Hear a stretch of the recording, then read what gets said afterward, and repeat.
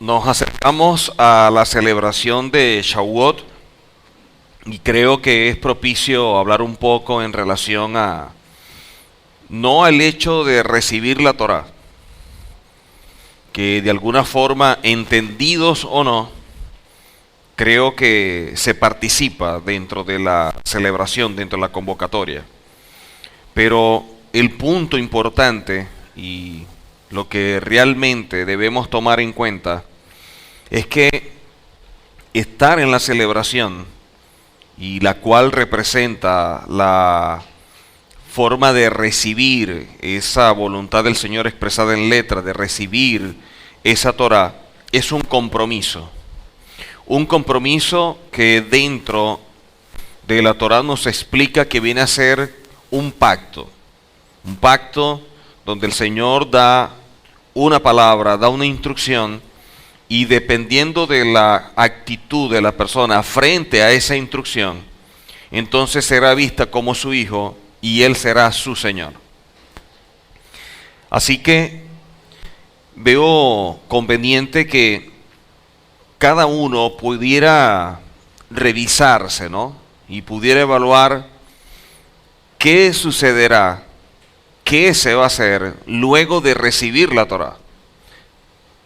Ahora que tengo la Torá, ahora que tengo este manual de instrucción, esta cultura revelada, ¿qué vamos a hacer con ella? Porque antes teníamos la excusa de ser esclavos en Egipto.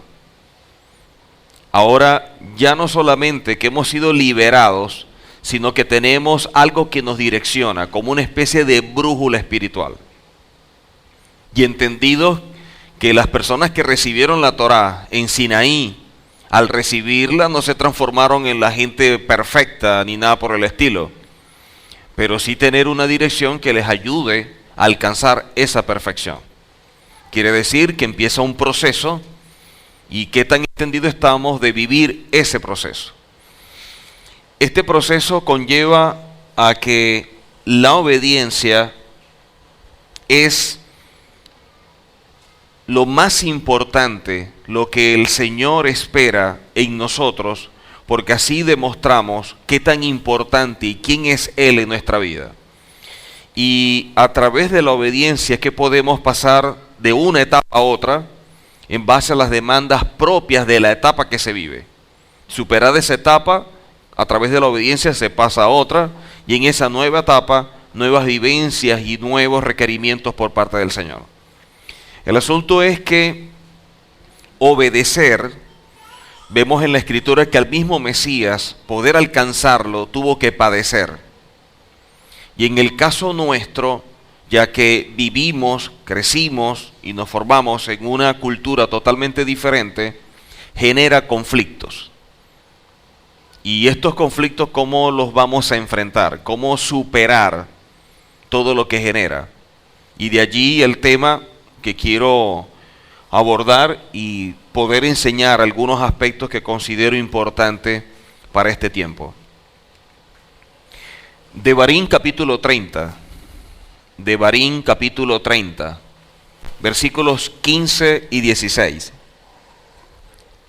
15 y 16. Mira, yo he puesto delante de ti hoy la vida y el bien, la muerte y el mal. Porque yo te mando hoy que ames a Adonai tu Elohim, que andes en sus caminos y guardes sus mandamientos, sus estatutos y sus decretos, para que vivas y seas multiplicado. Y Adonai tu Elohim te bendiga en la tierra a la cual entras para tomar posesión de ella. Recibir la Torá no solamente es recibir la voluntad del Señor, sino también conocer qué genera el tener la voluntad del Señor en nuestras manos, dependiendo de si actúo o no conforme a ella. Dice la Escritura que el Señor coloca delante de nosotros la vida y el bien, la muerte y el mal. En otras citas dice la bendición y la maldición. Y tomando en consideración que de un lado está el bien, la bendición, la vida, y en otro está el mal, la muerte y la maldición, no creo que nadie en su sano juicio diga, bueno, hermano, yo voy a agarrar la maldición. Nadie. Pero aunque dentro de nosotros no concebimos optar por la maldición, ni por la muerte, ni nada por el estilo, porque nadie con sentido común creo que lo va a hacer, cuando empezamos a leer la Torá y a empezar a caminar conforme a ella o a obedecerla, la actitud, la conducta que tenemos es como si hubiéramos optado por la maldición. Mientras que en nuestra mente lo que nosotros evaluamos es optar por la vida, optar por el bien, mis acciones reflejan que más bien la opción que tomé fue la del mal y fue la de la muerte. ¿Producto de qué? Producto de no andar en sus caminos, de no andar en sus caminos. La acción de rechazar o de negarse a hacer lo que el Señor demanda trae como consecuencia que nosotros estemos optando no por el bien y la vida, sino por la muerte y el mal. Y de allí todo lo que genera ese tipo de decisión. Quiere decir que hay una serie de circunstancias que empiezan a suscitarse en nosotros y que empezamos a darle una lectura que puede ser equivocada. Empezamos a buscar respuestas naturales de eventos que estamos violentando en el plano espiritual. De esa manera nunca vamos a dar con el origen real de aquello que está afectando mi vida y que generó que yo esté viviendo lo que esté viviendo. Si andar en sus caminos y guardar tantos mandamientos como estatutos y decretos, dice, para que vivas y seas multiplicado y el Señor te bendiga en la tierra en la cual entras para tomar posesión. Muchas cosas que no se tienen es como resultado de la actitud que tenemos frente a la Torá. Y de allí que en nosotros exista de forma clara el deseo, el anhelo, la buena intención de corazón, pudiéramos decirlo, el amar al Señor y el querer caminar como Él determina. Pero de allí a la acción son dos cosas totalmente diferentes. De allí a que nuestras acciones se expresen que lo dicho es nuestra verdad y que estamos convencidos de ello, no sucede. No hay eso. Hoy día es asombroso ver el desgano y apatía a todo aquello que representa Adonai. Hay una falta de interés y propósito que sin darse cuenta todo lo espiritual ahora es una parte de su vida y no su vida. No están entendidos que somos de un reino y nuestra identidad obedece al estilo de vida que define nuestra ciudadanía. Esta generación que está más cerca de la redención y debería estar más consciente del tiempo que vivimos es ciega, porque no quiere ver lo que el Señor le demanda y espera de cada uno. La indiferencia es la tendencia en muchos. A veces pensamos que por algo que de pronto se nos demanda o algo que se enseña y no caminar conforme a ella es como que si nada fuera a pasar. Como que, bueno, lo hice o no lo hice y no importa. Y no le estamos dando la lectura apropiada. Lo que nosotros hacemos dentro del ámbito espiritual genera algo. Y eso que estamos generando va a darse en el plano terrenal en su momento. Lo único que se está procesando en lo espiritual, hasta que eso se materialice. El problema es que cuando se materializa, por no haber dado el lugar apropiado a lo que hicimos o lo que dejamos de hacer, o hasta ignorarlo, o hasta olvidarlo, empezamos a vivir una situación que no sabemos de dónde viene. Entramos en medio de una crisis que no estamos entendidos cómo surge, pero la vivimos. De allí que siendo una generación como ninguna, ya que es una generación que previo a la redención debería estar más involucrada, debería tener prioridades más claras, más definidas, debería estar como que más enfocado en función del reino, en todo lo que representa lo celestial y no lo terrenal, ya que lo terrenal es pasajero, y debería tener esa visión, a pesar de que es la generación de la redención final, se camina como si no fuera así. Se camina en medio de una ceguera tal que está viviendo y puede estar consciente de lo que se está viviendo, mas no comprometido con ello. La persona está consciente de que pronto se establecerá el reino, de que pronto se dará la redención, que somos la última generación. Pero a pesar de que está consciente, no está comprometido.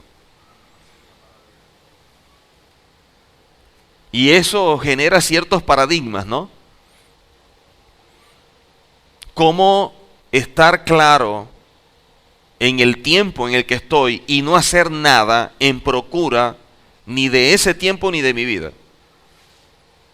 Cómo vivir de espalda en medio de una época, de una etapa tan importante como ninguna generación ha vivido. Este desgano, esta apatía o indiferencia que va surgiendo no es natural. No es natural. Es un asunto espiritual. Y la persona pudiera estar pensando que la apatía o cualquier cosa es el resultado de la situación del país, es el resultado de mi trabajo, de mis estudios, de todo aquello que me está absorbiendo o demandando más, y de esa forma yo justifico el por qué me siento como me siento. Su apreciación es totalmente equivocada. Todos estos elementos pudieran ser parte de ese enfriamiento, mas no el que lo origina. Ellos son elementos complementarios, pero no es la causa. La causa es algo totalmente diferente y que está dentro del ámbito espiritual y que viene por un descuido personal. Viene por la poca atención que le estamos dando a nuestra vida, a ese crecimiento, a ese desarrollo que debe ser diario. Y empezamos a establecer prioridades donde lo terrenal, donde todo lo que tiene que ver con este mundo es lo más importante, porque hay que entender la situación y la crisis que vivimos. Veamos la redención cuando se da el inicio en Egipto. Porque si no entendemos eso, no vamos a entender nada. Y si tenemos eso como ejemplo, como ruta, ¿cómo equivocarnos en ella? Cuando vemos la salida de Egipto, nuestro pueblo estaba viviendo un proceso bastante fuerte. Proceso donde la identidad se estaba viendo muy malograda por todo lo que la asimilación venía dando y golpeando la vida de cada uno de los que son parte de nuestro pueblo. Al punto que dice la Escritura que el Señor no lo saca de la forma en que lo sacó, no hubiera quedado nadie. Y cuando se va a dar esa salida, cuando van a experimentar ese momento de liberación, previo a ello, ¿qué sucedió? Vemos entonces que se le aumentó el trabajo, mucho más fuerte la demanda, las crisis, las situaciones que estaban viviendo. Y eso trajo que las labores se incrementaran. ¿Por qué se incrementaron las labores? ¿Por qué se incrementó el trabajo? Y que ellos pudieran justificar y decir, producto de tantas labores, es que no estamos haciendo esto. Y eso es una verdad. Pero esas cuentas no las sacaron. Dice más bien que basado en esa presión y tanto trabajo, uno, no dedicaron el tiempo suficiente a estar atento a la redención y fueron sorprendidos. Y dos, la presión, el trabajo y todo lo que estaba sucediendo creó en ellos una congoja de espíritu. Y la congoja de espíritu fue tan fuerte que no oían la voz del Señor ni la de Moisés. En medio de la situación que estamos viviendo hoy día, y entendidos que estamos cerca a la redención final, y todo lo que está sucediendo, que está generando una crisis, pudiera el Señor estarnos llamando la atención, diciéndonos de qué debemos tener cuidado, de qué debemos estar atentos. Y la congoja de espíritu o el exceso de labores, de trabajo, de tantas cosas que nos absorben el mundo, no nos permite oír la voz. Y estamos caminando como ciegos, tanteando las paredes. Esto es lo que ha hecho que, a pesar de que esta generación es la que está más cerca, es una generación ciega. Generación ciega porque las circunstancias no les permiten ver, y otros que han sido tan afectados que no quieren ver. Unos que la situación no les permite ver, y otros que no están interesados en ver. Esto se va a ir profundizando cada día más. Cada día se va a acentuar mucho más esa indiferencia, ese desgano, esa apatía, esa indiferencia. Y la persona lo que menos está entendiendo es que dentro de su vida hay algo espiritual que lo está afectando. Que lo que está sucediendo es que hay algo que lo está influenciando. Pero está tan metido en lo secular que ha perdido la brújula y no tiene discernimiento alguno para darle una interpretación apropiada y entender que lo que está pasando es que el enemigo le está ganando la batalla. Eso no lo está leyendo. O pudiera estar en una situación tan fuerte que tampoco está interesado en verla porque no tiene tiempo. Los órdenes de prioridades se cambian bajo la excusa de la crisis o de la situación. Ya no puedo dedicar tan tiempo a esto porque usted sabe cómo está la situación. Tengo que hacer esto. Entonces, sujetos o presos a la realidad, nos estamos perdiendo una verdad que el Señor nos está mostrando y que no estamos haciendo nada.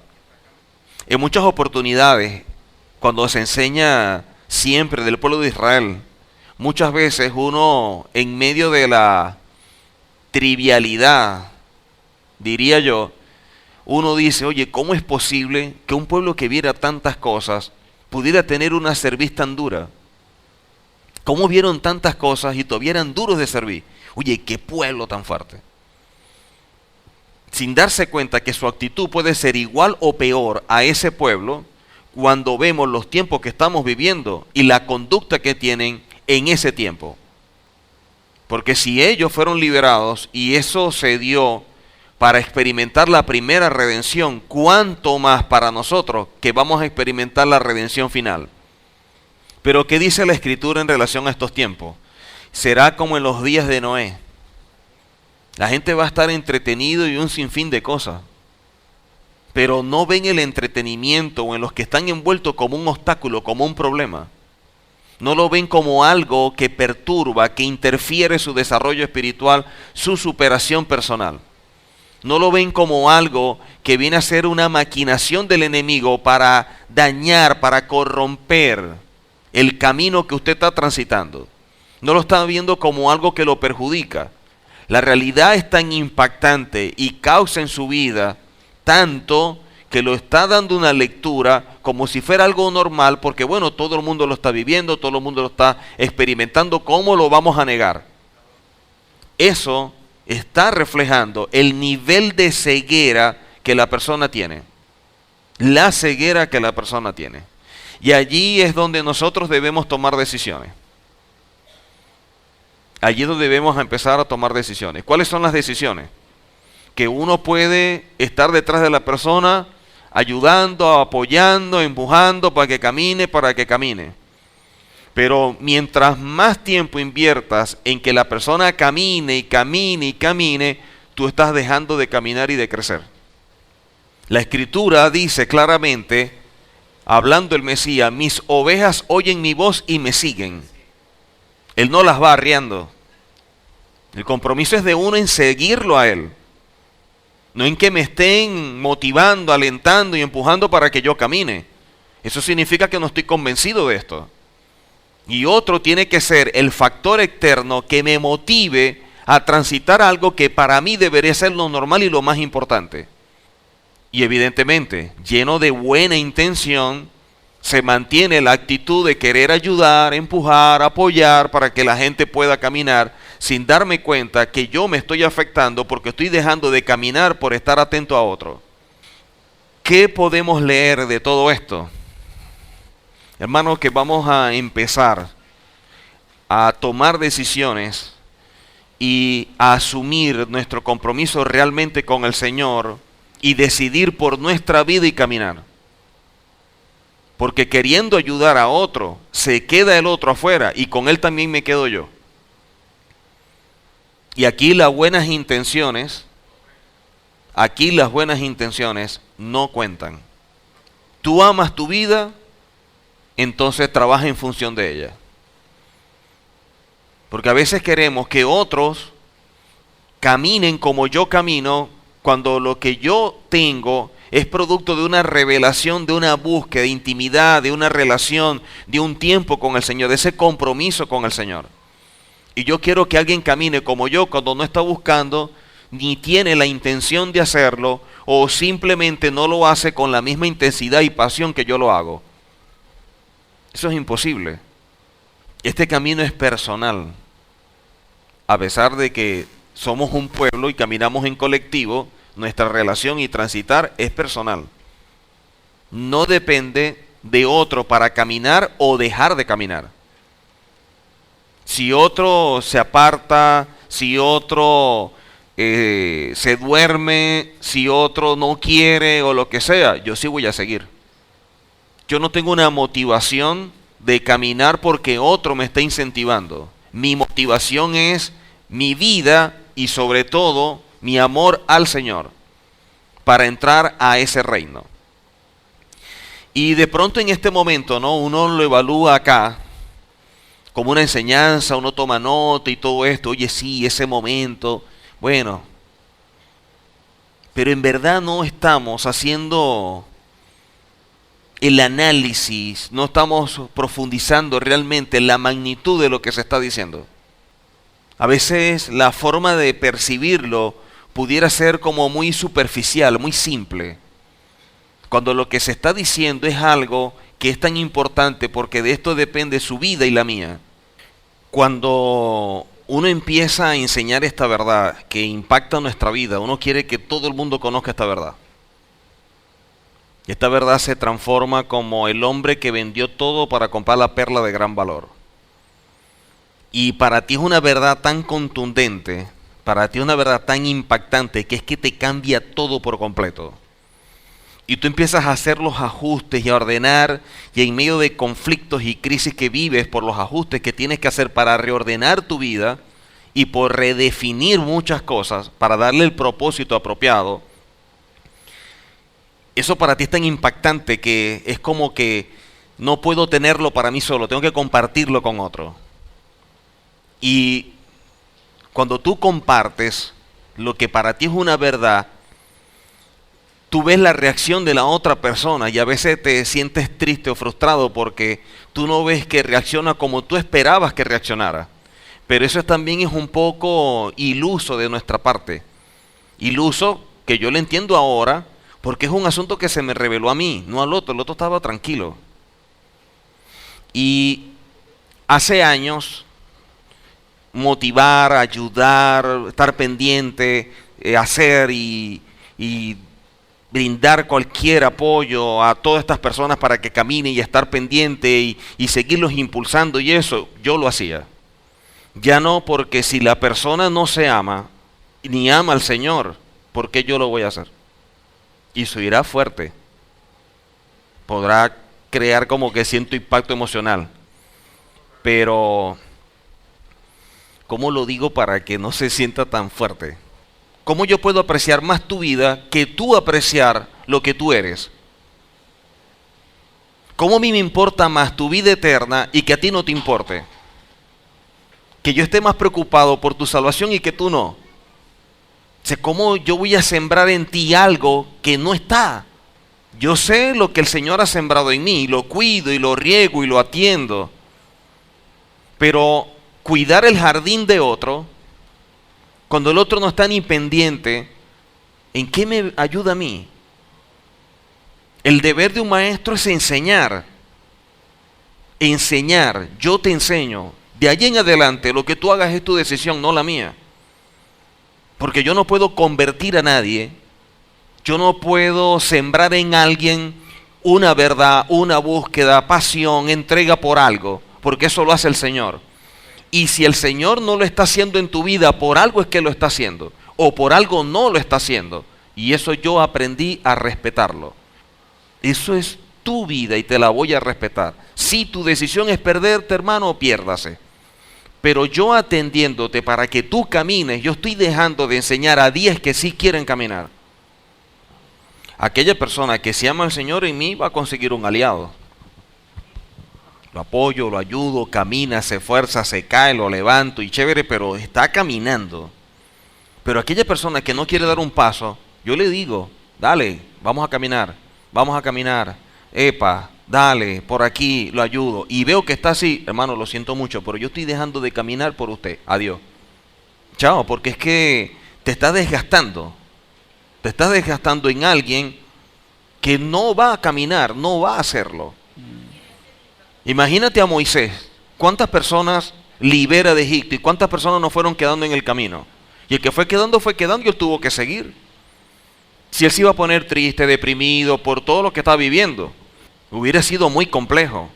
Por eso, miren, si de algo yo estoy convencido, de todo lo que yo he estudiado en la Torá, de todo lo que yo he aprendido y he tratado y me he esforzado en vivir, de lo que yo estoy más pero más convencido, es que nadie puede caminar en la Torá si no tiene control de los sentimientos. El que no tenga control del sentimiento, el que sea afectivo, hermano, pero aquí no va a poder caminar. Entonces es la vida de cada quien decide qué va a hacer o qué no va a hacer, y eso se lo voy a respetar yo. Si él dice, yo quiero caminar, ayúdeme, apóyeme, mire, tal, vamos, y caminamos. Pero que tú estés diciendo a la persona, camine y esté sentado, no, mañana, mira, camina, que no sé qué, el sábado voy, cuente conmigo, y no viene, y hermano, mire tal cosa, y no, yo hermano, yo no voy a estarme gastando ni perdiendo el tiempo en eso. Porque si la Torá dice que la Torá es vista como el hombre que vendió todo por comprar la perla de gran valor, la palabra también nos dice a nosotros que no lancemos las perlas a los cerdos. Entonces yo no voy a tener algo tan valioso para colocárselo a alguien que para él no es nada, para mí sí vale. Para esa persona no vale, no se lo voy a entregar, lo voy a guardar y se lo daré a otra persona que para esa persona sí valga como lo vale para mí. Y vuelvo y repito, este tipo de situaciones y de crisis se transforma, si no tenemos discernimiento, en la excusa apropiada, en una excusa apropiada para justificar o para de alguna manera validar la apatía, el desgano, la indiferencia que uno tiene. Porque entonces empieza, pero ve la situación, ve la crisis, mira esto. Es que nuestro pueblo también lo vivió. Llegó una situación que no era como la que estamos viviendo, era una situación peor porque eran esclavos. Hubo uno que tuvo que intervenir en su favor para sacarlo. ¿Qué hacer con una Torá que se nos entrega para después engavetarla y seguir viviendo como nosotros queremos? Esas son ganas de querer engañarnos a nosotros mismos. Pensar o vendernos la idea en nuestra mente, si estás caminando, si eres un hijo del Señor, ese es un hijo del Señor, acéptalo, sí, lo eres. Eso es mentira. Eso es mentira, no lo es. Y no lo es por la sencilla razón de que la palabra lo dice claramente. Mis ovejas, las mías, mis ovejas, oyen mi voz y me siguen. Mis ovejas. ¿Qué dijo el Mesías? Nadie puede venir si el Padre no lo ha enviado. Y una cosa es que el Padre envíe y de esa manera tú camines, y otra es que tú por curiosidad o porque te gustó o por lo que sea estás buscando esta verdad. En el camino te vas a quedar o en el camino te vas a desviar. O para sentirte tranquilo y no sentir el tormento que está afuera, entonces empiezas a caminar uno paralelo que te dé cierta paz emocional y que de esa manera haces un híbrido. Por eso, y yo creo que lo he dicho en otras oportunidades, el que quiere caminar, hermano, camina. Y vuelvo y repito, en mí va a encontrar a alguien que le apoye.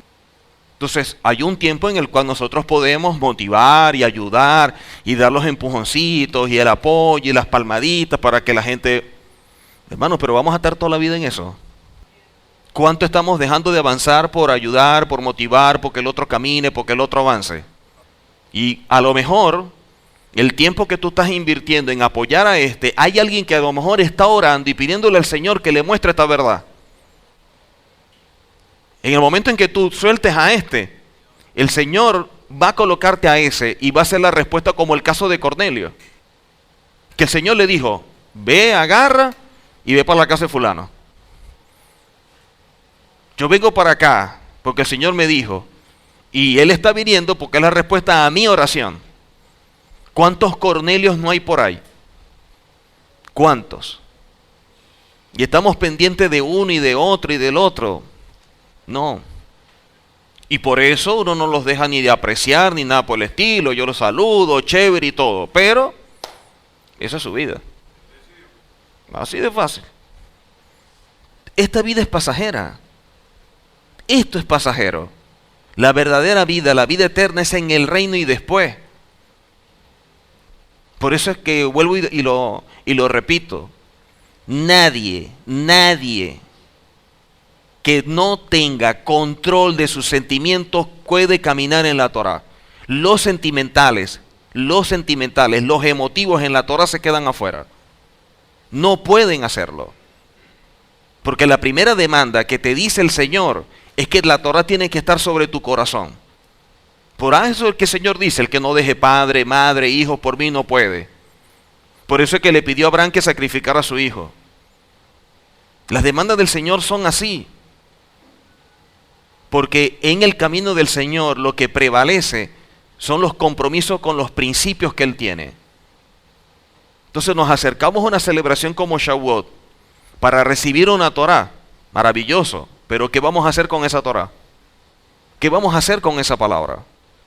Por lo menos que nos encuentren luchando, caminando, batallando por obedecer.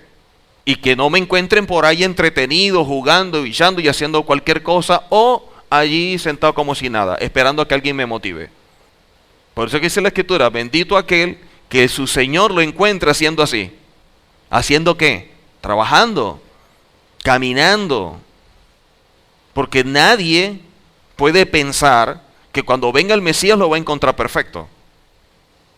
Pero sí lo va a encontrar trabajando en perfeccionarse, en santificarse. Hasta que no nos saquemos de la cabeza que estos no son fiestas, porque se le ha dado ese sentido, que no es una fiesta, que es una reunión más bien en el cual el Señor y yo nos vamos a encontrar para tratar y que nos va a dar unas directrices que debemos seguir.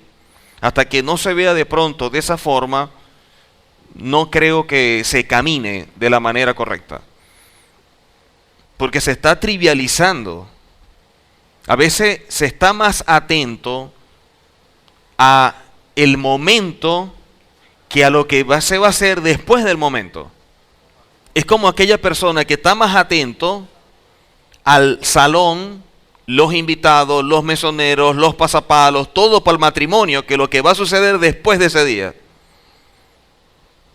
Entonces, todo el acto fue muy bonito, pero su vida matrimonial fue un desastre, porque se prepararon más para la celebración que para la vida matrimonial. A veces sucede así. Se está preparando más para crear un ambiente que en nuestra alma nos impacte en medio de la celebración. pero no se está trabajando en función. ¿Y ahora qué vamos a hacer después que nos den la Torá? Y que eso es parte de un pacto y que con mis acciones yo puedo violentar ese pacto. Yo iría contra ese pacto. Porque aquellos que se les dio la Torá, dice que no les aprovechó por no ir acompañada de ese oír que se transforma en fe. Pero ¿qué excusa tenemos nosotros cuando dice la Escritura que ahora con este pacto la Torá está grabada en nuestra mente y en nuestro corazón? O sea, la actitud de desobediencia es que yo estoy agarrando lo que el Señor colocó en mí y le estoy diciendo no sirve. Por eso es que el acto de desobediencia es visto como el menosprecio de Esaú a la primogenitura. Hasta ese nivel. Y de allí que todos queremos que la gente camine, que la gente obre, que la gente actúe, que la gente obedezca. Ese es el deseo de toda persona y sobre todo de un líder. Que el líder no quiere que todos caminen. Esto es lo normal, hasta para uno que no tenga mayor revelación. Pero es que este camino no es para todos. Este camino no es para todos. Por eso es que a Josué, cuando le dijo que tenía que asumir ahora la dirección del pueblo, en función de lo que representa, 3 veces se lo dijo: esfuérzate y sé valiente, esfuérzate y sé valiente, esfuérzate y sé valiente, porque caminar en la Torá se requiere valentía.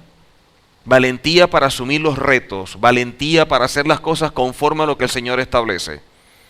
Valentía para romper con la estructura de todo este sistema y de la religiosidad para hacer conforme a la Torá, a pesar de que todo el mundo nos tire piedra. No me importa lo que piensa el mundo, me importa lo que piensa el Señor. Cuando esa visión de fiesta y de estar centrados en ese día y no en el después se quite, y empecemos a madurar más la idea y que lo importante, lo que viene después y cuál va a ser nuestra actitud con eso en la mano, entonces veremos vidas o familias totalmente diferentes. Pero mientras que no sea así, esa religiosidad nos va a matar. Tenemos un momento muy bonito. Oye, qué bendición, vino mucha gente, los cantos, la danza, la ciudad, compartimos. Y después de ese día, a vivir todo el mundo como gentil. Por eso, este camino es angosto. Un sabio dijo: los judíos no morimos por nosotros mismos, sino por la humanidad, porque amamos a Adonai, ya que nos escogió para transmitir su mensaje, el cual está lleno de esperanza y amor para ser parte del mundo venidero. Y eso es lo que nunca perdemos. La esperanza es lo último que se pierde, dicen, ¿no? Los judíos, en medio de lo horrible que ha sido por siglos las persecuciones y asesinatos despiadados, tienen un concepto más elevado de la vida, porque han entendido que tienen el poder para cambiar el mundo con la Torá y siempre miran adelante. Más allá de las críticas, más allá de cualquier cosa, seguimos enseñando la Torá. Más allá de los señalamientos o que puedan decir que es falsa doctrina, que es esto o lo otro, igualito seguimos creyendo y enseñando esta verdad. Porque sabemos que esta verdad es la que puede cambiar el mundo y lo va a cambiar. Que otras personas no lo vean o no lo acepten, bueno, hoy de esa manera, ya mañana o pasado ya veremos. Porque en el momento que se manifieste Mashiach y establezca ese reino, que es mundial, entonces vamos a ver qué va a pasar. Ahí veremos quién es quién. En Jacobo o Santiago, como aparece en las versiones tradicionales, capítulo 1, versículos 22 al 25. Pero sed hacedores de la palabra y no tan solamente oidores, engañándoos a vosotros mismos. Quiere decir que una persona pudiera estarse mintiendo a sí mismo. Una persona pudiera estarse vendiendo la idea de que está bien para no colapsar. Se pudiera estar creando una falsa expectativa. Tranquilo que tú estás bien. Esa voz del Yetzer Hará vestida de bondad pudiera estar creando un adormecimiento y te pudiera estar convenciendo de que tu vida está chévere. ¿Y qué más quieres? Si tú vas y tú oras y tú vas a la Keilah y haces esto y haces esto. Deja el fanatismo. No, no es que más vas a hacer, porque el asunto es que esto no es una religión. Esto es una cultura y un estilo de vida.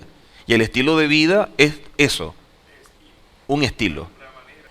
Por lo tanto, si no somos hacedores de la palabra, nos estamos engañando a nosotros mismos.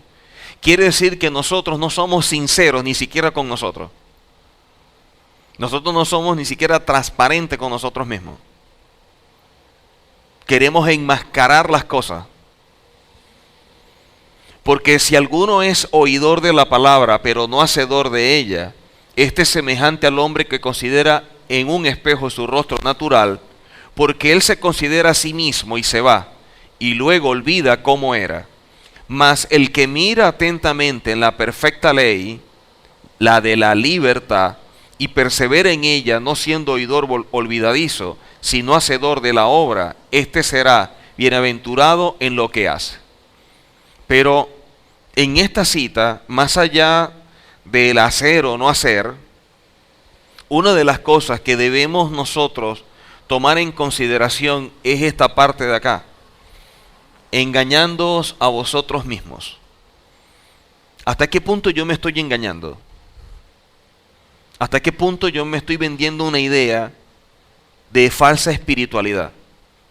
¿Qué tanto el Yetzer Hará me está convenciendo de que mi vida está bien y cuando me evalúo me doy cuenta que no está tan bien? Porque nosotros podremos engañar a cualquiera. Inclusive habrán cosas en las cuales nos engañemos hasta nosotros mismos, pero al Señor nadie lo va a engañar. Y cuando vemos la Escritura y la comparamos con nuestras acciones, lo que el Señor establece y mi accionar no van en concordancia. Entonces, pensar que estamos bien cuando realmente estamos mal es querer tapar algo, pero el precio que vamos a pagar por esa mentira que nos estamos vendiendo y que nos la repetimos y repetimos y repetimos para ver si esa mentira se transforma en una verdad, así nos va a conseguir el Señor y así vamos a quedar afuera. Romanos capítulo 12, versículo 2. 12:2. Dice la palabra: no conforméis a este siglo. Y creo que esta cita, ese pequeño punto allí, creo que es el que marca o el que determina lo demás. No conforméis a este siglo. No os conforméis a este siglo. El no conformarme, el no adaptarme, el no habituarme a este siglo es lo que genera en mí esa inconformidad que me impulsa a una búsqueda de algo que me satisfaga. Y en este sentido, todo lo que tiene que ver con el ámbito espiritual. Pero adaptarme al mundo, adaptarme a este sistema, a este siglo, es caminar en base a lo que Él determina y yo estoy transitando al ritmo que Él establece. Por lo tanto, mi actuación o mi compromiso con el Señor depende de lo que el sistema establece. No tengo la capacidad, la fuerza, el poder para romper con Él. Me ha atrapado ese sistema. Me he hecho esclavo de ese sistema. Y me he hecho esclavo y lo justifico con el hecho de que estamos viviendo una crisis, una situación y todo esto. Entonces lo malo lo empezamos a maquillar de bueno. Y ahí nos estamos engañando a nosotros mismos. Si yo me conformo a este siglo, yo jamás voy a trabajar en renovar mi mente. Porque es que yo estoy complacido con ello. Yo estoy bien con ello. Yo no tengo ningún problema. La única forma de renovar la mente y de esta manera transformar nuestro ser para comprobar la voluntad del Señor parte de que no estemos conforme a este sistema. La inconformidad con el sistema es lo que va a generar esa motivación que nos impulse a cambios radicales en nuestra vida. Y eso es lo que nos va a renovar en nuestra mente para transformar nuestro ser. Una renovación interna para una transformación externa. Con esta renovación y con esta transformación es cuando yo tengo la capacidad, antes no, es cuando yo tengo la capacidad de conocer la buena voluntad del Señor, que es agradable y perfecta, o comprobarla, como dice este versículo. Sin renovación y transformación, la buena voluntad del Señor yo jamás la compruebo. Esto vendría a ser una consecuencia de lo otro. Isaías 55:8. Isaías 55:8. Dice la Escritura: porque mis pensamientos no son vuestros pensamientos, ni vuestros caminos, mis caminos, dijo Adonai. ¿Qué es lo que debemos hacer? Empezar a renovar nuestra mente y lograr llegar a pensar como Él piensa. Ahora, pudiera decir alguno, sería muy difícil pensar como el Señor piensa, porque ¿cómo piensa Él? Él piensa, y eso lo podemos ver en la palabra, donde Él expresa su voluntad. Y conociendo su voluntad, entonces yo sé de qué manera es que piensa el Señor para yo pensar como Él. Y así, entonces, transitar un camino que ya no es mi camino, sino el camino del Señor. Por ende, yo camino en base a lo que es mi pensamiento. Pero el camino del Señor es diferente, y para poderlo transitar tiene que ser en base a cómo Él piensa. Pero ¿qué sucede? Isaías 5:20. Isaías 5:20. Hay de lo malo que llaman bueno y a lo bueno malo, que hacen de la luz tinieblas y de las tinieblas luz, que ponen lo amargo por dulce y lo dulce por amargo. Entonces empieza el conflicto. ¿Cómo alinear nuestra mente? ¿Cómo renovarla para que nuestros pensamientos sean como los de Él, cuando tenemos una estructura mental que hace que lo bueno que dice la palabra lo pudiéramos concebir como malo? Porque no es compatible con mi estructura, con mi forma de pensar. Y obviamente que va a ser así porque no está renovada la mente. Y lo que yo creo que es malo, resulta que es bueno para el Señor. Quiere decir que yo tengo las cosas invertidas. La única manera de colocar todo en orden es que yo pueda renovar mi mente. Si empiezo a renovar mi mente, mis pensamientos van a ser como los del Señor. Y caminar por su camino es factible. Pero para eso yo tengo que renovar, y la renovación hará que esto se vaya a alinear y esto lo podamos invertir. Amalek, el malvado, representa esa frialdad y apatía que muchas veces se manifiesta como consecuencia de un evento que afecta al creyente. Mateo 24:12 establece: y por haberse multiplicado la maldad, el amor de muchos se enfriará. La Escritura habla de hacedores de maldad. La Escritura nos habla de hacedores de maldad. No todo el que me dice Señor, Señor entrará en el reino, sino el que hace la voluntad de mi Padre. Dice luego: apartado de mí, hacedores de maldad. Esta cita dice que se va a multiplicar la maldad. El ser un hacedor de maldad, o cuando nos habla de multiplicarse la maldad, es la indiferencia por completo de aquello que nos demanda el Señor que hagamos. Aquello que el Señor nos pide que hagamos, empezamos a apartar, a dejarlo allí. Bueno, hoy no, pero la semana que viene sí. Bueno, en esta no, pero ya veremos. Y empezamos a posponer y a jugar con eso y a creernos que eso no nos está afectando. Empezamos a aceptar una condición que si la analizamos en verdad nos daña. Pero ya la estamos aceptando porque nuestros niveles, esos niveles donde permitimos o no las cosas, ya se pasaron. Empezamos a ser muy permisivos. Y de allí que veamos que este espíritu, porque es un asunto espiritual, tanto de Amalek como de Amán, pueda darse y así enfriar y crear esa apatía que trae como consecuencia no actuar conforme a la Torá y de esta manera enfriarnos.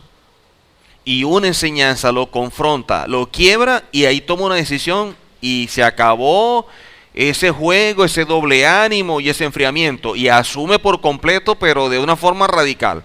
Es como si en esa enseñanza muere alguien y nace otro. Esto es lo que ya yo tenía que oír. Hasta aquí llegué. Eso también puede darse. Por lo tanto, cuando hablamos de la maldad, que en hebreo es la palabra ra, significa arruinar, despedazar, dañar, degradar, ser peor al actuar obstinadamente, maltratar con alevosía, quebrantar, afligir, devastar, mentiroso para lograr un objetivo personal, humillar públicamente, que es visto como asesinar. Por lo tanto, todo lo que genera la maldad viene a darse de esta forma. Pero nadie está consciente ni pensando que eso lo pudiera estar viviendo como consecuencia de darle la espalda al Señor. Pero esas son las consecuencias, porque vimos al principio, yo coloco delante de ti bien y el mal, la bendición, la maldición, o la vida y la muerte. Bejucotejen loteleju, no andar por el camino de los gentiles. La Torá nos demanda que nuestra vida, la cual se expresa a través de acciones, debe ir en línea con su palabra que nos santifica. De allí que la mente, o conocida como acará, debe ser renovada, como aparece en Efesios 4:23, para sacar todo aquello que ha sido depositado en ella por años, y lo cual ha creado una visión de la vida que difiere con lo establecida por Adonai. Por lo tanto, los conceptos que tengamos de las cosas establecerán su propósito. Cómo yo defino algo, en la misma medida, eso crea un propósito. De allí la importancia y la insistencia que debemos renovar nuestra mente.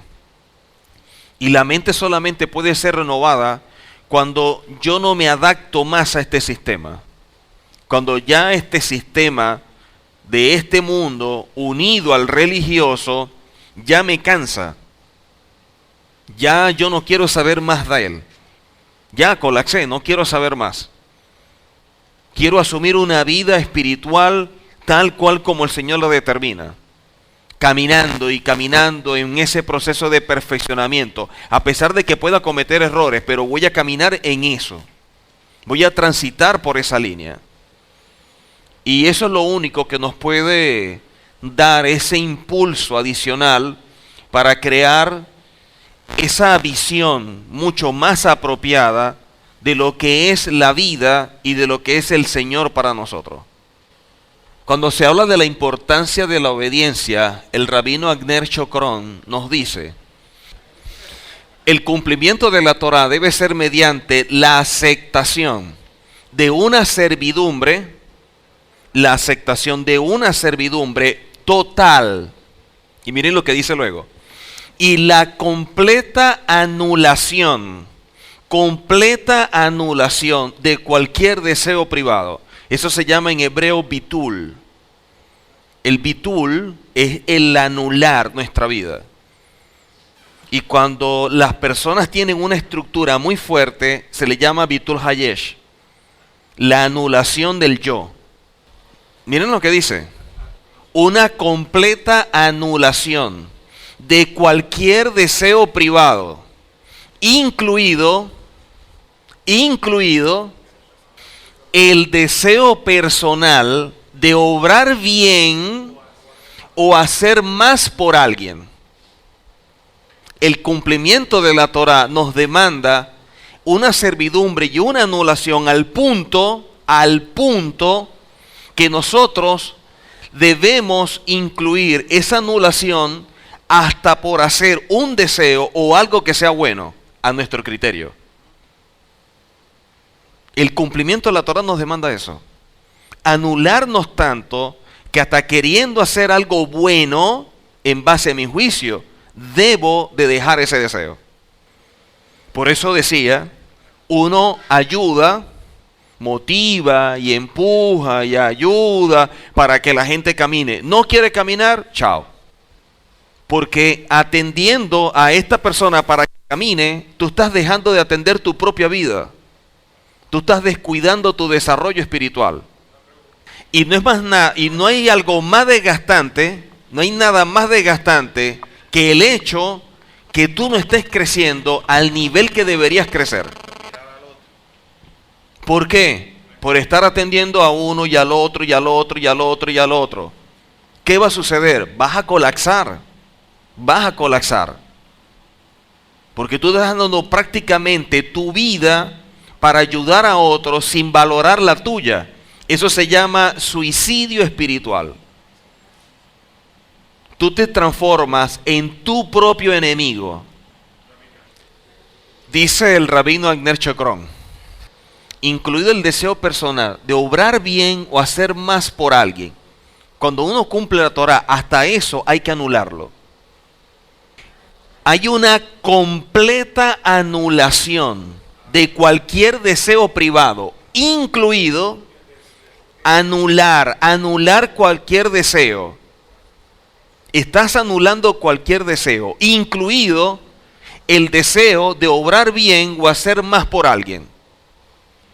Y tu voluntad va a prevalecer por encima de la del Eterno. Así una persona no puede cumplir con la Torah. Ahora, ¿estaremos entendidos de esto? Estamos en un nivel de anularnos al punto de dejar hasta hacer el bien y algo bueno por otra persona. Ahora, uno dirá, pero ¿cómo se deja de hacer el bien o algo bueno por alguien? ¿Cómo dejamos de hacer el bien o algo bueno por alguien? Este bien es bajo la visión o el criterio que yo tengo. Por lo tanto, lo que yo voy a hacer en función de esta persona, yo lo considero bien. Y por eso lo estoy ayudando. Ahora, esta persona está en esa condición, ¿por qué? Porque si esta persona está en esa condición y yo quiero intervenir para ayudarlo porque ella le está dando la espalda o ella se está rebelando a la Torá, yo me voy a meter en un proceso y voy a llevar más que esa persona. Porque yo estoy interfiriendo la acción del Eterno en función de ayudar a esa persona. Y por lo tanto, esta persona debe pasar por un proceso. Y todo proceso nos quebranta. Y yo queriendo hacer un bien, estoy impidiendo el proceso que lo va a ayudar para el quebrantamiento. Y creyendo que estoy haciendo un bien, lo que le estoy poniendo es el pie en el cuello para terminarlo de matar. Porque yo estoy sujeto a la visión que yo tengo de bien, basada en mi realidad, que está motivada por mis sentimientos de querer hacer el bien, porque pobrecito, hay que ayudarlo. Pobrecito esa situación, hermano, vamos a tenderle la mano. Y el Señor lo está llevando, pero al quebradero. ¿Por qué? Porque lo tiene que procesar por su bien. Pero mi realidad, afectada por estos sentimientos, procuran hacer un bien sin darme cuenta que en vez de ayudarlo, lo estoy matando. Es como si yo me hubiera parado en el medio y le hubiera dicho, no, pobrecito, el hijo pródigo. No, déjenlo y que lleve. Déjenlo, que coma bastante algarrobo. Pero si eso no lo hace, jamás hubiera entendido lo que es el respeto a su padre y el temor al cielo. Ahora, Si el cumplimiento de la Torah debe ser en base a esa anulación, para que yo no intervenga en todo esto, yo necesito algo: dominio propio. El dominio propio es lo que me permite controlar la parte afectiva. Y controlando esa parte afectiva, yo evalúo que a pesar de que el otro está sufriendo y todo esto, es necesario que sufra. Porque cuando yo no me guío por la realidad, sino por la verdad, yo sé que después de eso, algo va a surgir. Y va a ser para bien. Y queriendo evitar el proceso o queriéndome meter en su proceso, pensando en una realidad, creo que le estoy haciendo bien y lo que le estoy haciendo es un mal. Esa parte afectiva que te impulsa de forma descontrolada a querer ayudar a alguien porque sí. Porque tu corazón te empuja a eso. Ahora entienden por qué este rabino dice que la anulación tiene que ser hasta por obrar bien y hacer más por alguien. Cuando pasamos por procesos, y todo proceso tiene como punto, como objetivo, el quebrantamiento, para poder anularnos y hacer el Señor lo que Él quiere en nosotros y desarrollar esa identidad de hijo. El proceso, si el que interviene está sujeto a la realidad, movido por los sentimientos, causa daño. Pero alguien que tiene discernimiento y ve que esta persona necesita pasar por todo eso, a pesar de que lo quiere y lo ama, la mejor manera de expresarle su amor es teniendo dominio propio y no meterse. No meterse no es darle la espalda. No meterse es respetar esa etapa de su vida que necesita vivir. Pero que luego que la supere y aprenda lo que el Señor quiere que aprenda, evidentemente tiene que haber alguien que empiece a guiarlo a partir del quebrantamiento, no en el proceso. Pero el cumplimiento de la Torah, si hay algo que está bien claro, es el hecho de que el bitul o la anulación tiene que darse. Tiene que darse. Viendo ahora una persona que no tenga discernimiento y que se deje guiar por la realidad, y esa realidad lo bombardea y es súper emotiva o muy sentimental, esa persona, ayudarlo es mucho más importante que su propia vida. De hecho, no ayudarlo es como morir. Esa persona es el obstáculo más grande y el enemigo más grande que tiene ese otro. Porque no lo está ayudando, lo está terminando de enterrar. Y un proceso que pudiera durar meses, con esa actitud, lo transforma en años. Lo que hubiera podido ser el recorrido de 3 meses, yo intervengo, pobrecito, todo esto, y 3 meses lo extiendo por 1 año. O no termina de aprender y yo mismo, entre comillas, ayudándolo, lo saco del camino. Eso no es una ayuda. Pero la persona que lo está haciendo no lo ve porque la realidad los domina. Y como no tiene un control de su afectividad, lo que lo motiva es esa conexión, ese apego, ese vínculo con esa persona. ¿Cómo se hace para ayudar a alguien con objetividad? Y para ser objetivo hay que decir las cosas como son. Hay que decírselas. De allí que una persona lo llevan a un tribunal por un evento o algo que está sucediendo en su vida y hay que corregirlo, hay que darle todo aquello que necesita para rectificar. ¿Quiénes son los miembros del tribunal? Ninguno que sea familiar o tenga algún vínculo consanguíneo con él. Así de sencillo. ¿Basado en qué? En que si es alguien que es familiar, esa persona que está sentado en esa silla de ese tribunal no va a ser objetivo a la hora de determinar cuál es el problema de esa persona, porque lo une. Y ese vínculo que lo une hace que la silla quede vacía, porque allí no hay objetividad. Para que la silla no quede vacía, Tienen que ser personas que no tengan vínculo con el que están presentando. Veamos el caso del joven rico. Señor, ¿qué he de hacer para heredar el reino? Bueno, guarda todos los mandamientos. ¿Y qué dijo? Todos los he guardado. Ok, ya está bien, ya que los guardaste todos, vende lo que tienes y sígueme. ¿Qué pasó? Dice la palabra que bajó la cabeza y se fue triste. Entonces llegó con un deseo. ¿Qué tengo que hacer? Entonces uno dice, oye, este está dispuesto, mira cómo viene, motivado para ser parte del reino. No, guarda los mandamientos. No, ya todos los guardé. Ajá, ¿y ahora qué más? Bueno, vende todo. Hasta ahí llegó la emoción. Porque muchas veces la respuesta que la persona está esperando para dar esos pasos es en base a un criterio que tiene. Entonces está como que esperando una respuesta que va a confirmar lo que ya él tiene ya previsto en su mente. Ya él tiene como una idea preconcebida de cómo sería la respuesta. Y resulta que el Señor te da otra que te deja pero ao. Igual pasa con Moisés. Yo quiero que Moisés pueda liberar al pueblo, pero para liberar al pueblo tengo que procesarte porque tengo que quitarte tu mentalidad de Egipto. Esa forma de pensar como el sistema de egipcio, yo tengo que cambiarla para que liberes a un pueblo. Porque tú eres parte de él, pero perdiste tu identidad.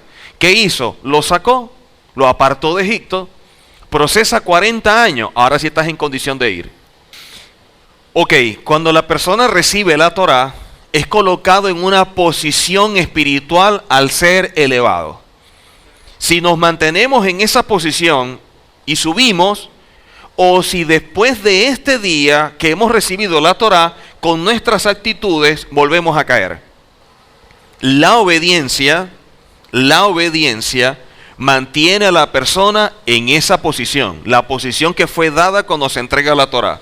Lo contrario, que sería desobedecer, es visto como caer y allí el descenso espiritual. El Señor hizo su parte. Tú vienes, te doy la Torá, te elevo espiritualmente. Aquí está la instrucción. ¿Qué vas a hacer con ello? Yo empiezo a obedecer, me mantengo en ese nivel espiritual y empiezo un ascenso. Yo desobedezco, vuelvo otra vez a la rutina, otra vez al mundo, todo esto. Empiezo para abajo otra vez. Para abajo, para abajo, para abajo, para abajo. El problema es que entre Shavuot y Yom Teruah debería haber un proceso de santificación, ya que estamos en una condición de elevación. Deberíamos ir hacia arriba. Mateo 16, 24 al 27. Entonces Yehoshua dijo a sus discípulos, si alguno quiere venir en pos de mí, ¿qué tiene que hacer? Leímos hace rato el concepto de Agner Chocrón y el rabino dice que hay que anularse por completo. Ahora, ¿qué dice Yehoshua? Niéguese a sí mismo. El trabajo de bitul, de negarnos, de anularnos, debe ser una constante. Por eso es que dice la palabra, si el grano de trigo no cae y muere, no da fruto. La única forma que usted y yo demos fruto es que muramos. Tenemos el potencial como el grano de trigo. Él tiene la capacidad de que dentro de él hay vida. Pero usted puede dejar el grano allí o puede enterrarlo y generar esa vida. Ya eso es nuestra decisión. Dice el Mesías que debemos negarnos a nosotros mismos, tomar la vara y seguirlo, porque todo el que quiera salvar su vida, la perderá. Y todo el que pierda su vida por causa de mí, la hallará. Porque ¿qué aprovechará el hombre si ganare todo el mundo y perdiere su alma? ¿O qué recompensa dará el hombre por su alma? Porque el Hijo del Hombre vendrá en la gloria de su Padre con sus ángeles y entonces pagará a cada uno conforme, no a lo que dice, no a lo que piensa. El individuo que quiera transformar su vida, el que quiera, porque no es obligado, El individuo que quiera transformar su vida completamente necesita mucha fuerza para lograrlo. El que quiera transformar su vida completamente necesita mucha fuerza para lograrlo, ya que posee predisposiciones naturales que impiden que el ser humano actúe con prontitud y diligencia. ¿Y recuerdan Mesilag, el camino? El segundo paso, la segunda etapa es la diligencia. Las actitudes de letargo, indolencia, desidia, indiferencia y flojera son enemigos del proceso, pero elementos naturales en la persona, ya que el ser humano actúa por inercia. ¿Qué sucede? Como esto es parte del ser humano, el enemigo lo que va a hacer es incrementarlo, afianzar, remarcar, fortalecer esa indolencia, el letargo, la desidia, todo esto para que se mantenga así y de esa forma nunca termine de despertar y así se pierda. Ese es el trabajo. Ahora, ¿cómo hace que esto suceda?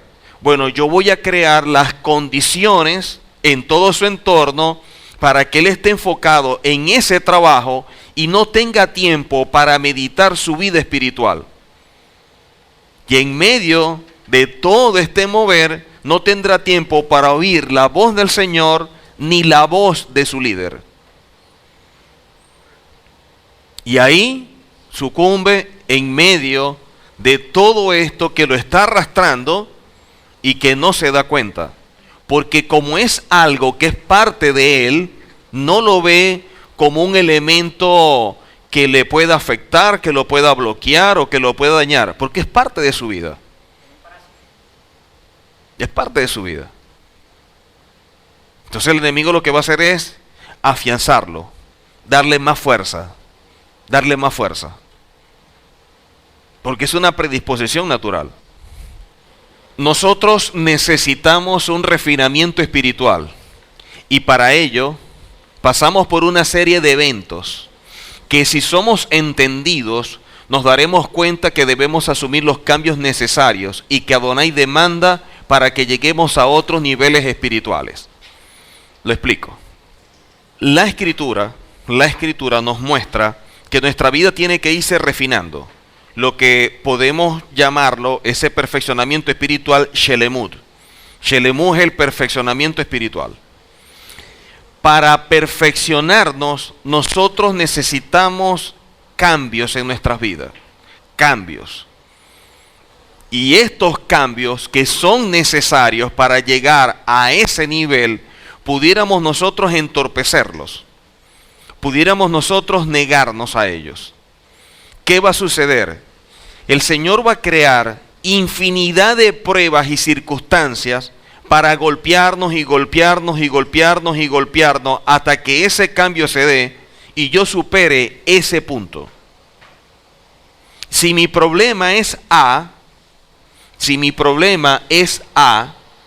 y esto no me permite avanzar, el Señor todas las pruebas y todas las cosas las va a direccionar hacia A, para que yo supere A y siga en el camino de mi perfeccionamiento espiritual.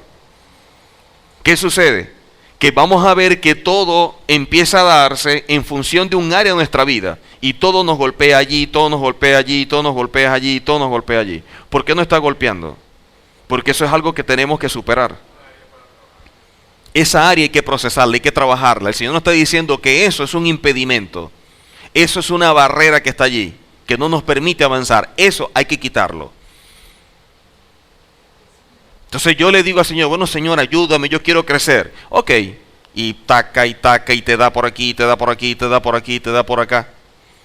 Y si no tenemos discernimiento, podemos estar pensando lo que nos está sucediendo es por otro motivo. Y vamos a pedirle al Señor que nos quite eso. Y es el mismo Señor que lo está haciendo.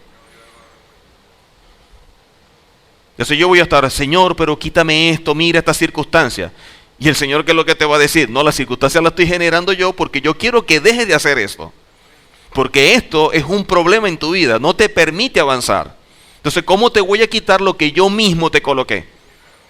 Y todo va a ir hacia allá, todo va a ir hacia allá, todo va a ir hacia allá, todo va hacia allá. Todas esas pruebas siempre van a estar presentes hasta que las superemos.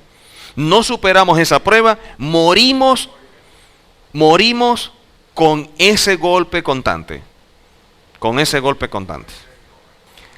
Hasta que no logremos esos cambios cada día, iremos experimentando una serie de pruebas de forma continua. Es un trato especial que servirá de plataforma para los cambios necesarios y que muchas veces son profundos. ¿Por qué necesitamos superar este problema que está en A? Porque todo lo que el Señor nos va a estar dando va a ser la base que nos permite subir y llegar a otro nivel, a B. Si yo no supero A y tomo todos los recursos de A, yo no voy a estar en condiciones de estar en el nivel B. Y me voy a estancar. Me voy a estancar. Y así vamos pasando de nivel en nivel. Y en cada nivel lo que vamos superando se transforma en un recurso para el próximo nivel. Una creencia es algo de lo cual estamos convencidos. Y ella nos guía en la vida. Porque asumimos que es la verdad y nos sentimos conformes y tranquilos. Pero ¿qué sucede cuando nos confrontan ese sistema de creencias? Eso nos origina un conflicto porque lo que nosotros creemos que era una verdad, me lo están golpeando con elementos que yo no puedo confrontar, ya que no tengo las bases escriturales para defender mi posición. Este sistema de creencias que la persona tiene, cuando es confrontado de esta manera, le origina un conflicto. La manera de defenderme es rechazando tu punto de vista. ¿Cómo lo rechazo? De una vez etiquetándolo que eso es una falsa doctrina. Punto. Y eso crea una predisposición natural que cuando tú me vengas a hablar de eso, se activa un mecanismo de defensa. No, eso es falsa doctrina. Déjelo allí. No estoy interesado. Y yo me niego a esa verdad. Pero así como lo es en este punto teológico, también lo es en muchos puntos que no necesariamente son teológicos, que pueden ser de comportamiento, de conductas, de actitudes, que puede ser en relación a mi rol como esposo, como padre, como hijo, como líder. Todo eso puede estar allí. Y la misma manera como yo me estoy cerrando y bloqueando por defender mi concepto, porque lo creo correcto, lo apropiado, porque me ha resultado, de esa misma forma yo me cierro en otras cosas. Yo me estanco. Yo no me estoy desarrollando espiritualmente. Y al estancarme, empiezo a adormecer y de allí me saco. Yo fui el enemigo de mi propia vida. Yo mismo. No hay otro. Juan capítulo 6, versículos 60, 61 y luego 66 y 67. Muchos de sus discípulos, habiéndolas oído, las palabras del Mesías, dijeron: dura es esta palabra, ¿y quién es el que puede oír? Recordemos que la palabra oír viene de la expresión Shema, que es la misma raíz de Shama, que traduce como obedecer. Sabiendo Yehoshua en sí mismo que sus discípulos murmuraban de esto, les dijo: ¿esto os ofende? Desde entonces muchos de sus discípulos volvieron atrás y ya no andaban con él. Dijo entonces Yehoshua a los 12: ¿queréis acaso oíros también vosotros? ¿Por qué fue dura? La dureza de la palabra es medible en base a la estructura que tú tienes. ¿Qué tan dura es? Viene a ser el reflejo de la base que tú posees. Todo aquello que tú tienes como creencia, si es muy fuerte y tú tienes mucho apego, si tú eres dependiente de ello, esto va a ser duro. Pero si lo que tú tienes no hay un apego, no hay una conexión afectiva, no va a ser duro. Simplemente lo trabajas y listo. Pero si es un área en tu vida donde estás bien anclado, cuando viene esta palabra, se transforma en dura. Y de allí que la persona reaccione de esa forma y, como dice, murmuran o se ofenden y se van. Y cuando lo hacen, ¿qué dice el Señor entonces? Si hubieran sido enviados por el Padre, estarían acá. Porque el que viene enviado por el Padre, estos procesos, por muy duros que sean, no son un motivo para irse. Al contrario, lo está viendo como un recurso que lo ayuda a crecer. La visión que tiene no es de alguien que me está confrontando porque me odia o la tiene agarrada conmigo. La visión que tiene espiritual es alguien que me está ayudando en mi proceso de santificación. En vez de verlo como un enemigo, lo vería como un aliado. Pero ¿por qué no lo ve de esta manera? Porque la ceguera espiritual no le permite, por su nivel de inmadurez. Entonces ve a la persona que está enseñando como el enemigo, la tiene agarrada conmigo, siempre me la aplica, ahí viene otra vez, y yo otra vez me da, y aquí vengo otra vez. Ahora, si tú te sientes y me está dando, y me vuelve a dar, y me vuelve a dar, el problema no soy yo. El problema es que quiere decir que tú tienes una posición que todavía la estás manejando, que está anclada, y que no terminas de romper con ella. Porque si yo te hablo sobre el respeto y te golpea la primera vez y tú te das cuenta y empiezas a mejorar y a trabajar en función del respeto, en el momento en que yo vuelvo a hablar del tema del respeto, ¿te afecta? No te afecta. Una prueba superada. Pero si yo siento que me vuelve a golpear y yo siento que me vuelve a golpear y yo siento que me vuelve a golpear, quiere decir que yo estoy bien afianzado a eso. Quiere decir que yo estoy bien unido, bien apegado a eso. Y no lo estoy cortando. Por eso es que me siento siempre aludido. Por eso es que siempre me siento confrontado. Entendidos que a pesar de que en el ámbito espiritual, que es una verdad que no palpamos, que vengamos preparados para recibir una Torá de la cual debemos estar conscientes que vamos a ser elevados a un nivel, pero que luego de la celebración debemos trabajar en función de mantenerlo o subir de nivel. Que por muy dura que sea la palabra, por muy fuerte, por mucho que nos confronte, la obediencia siempre va a ser lo más importante y que todo va a ser para nuestro bien.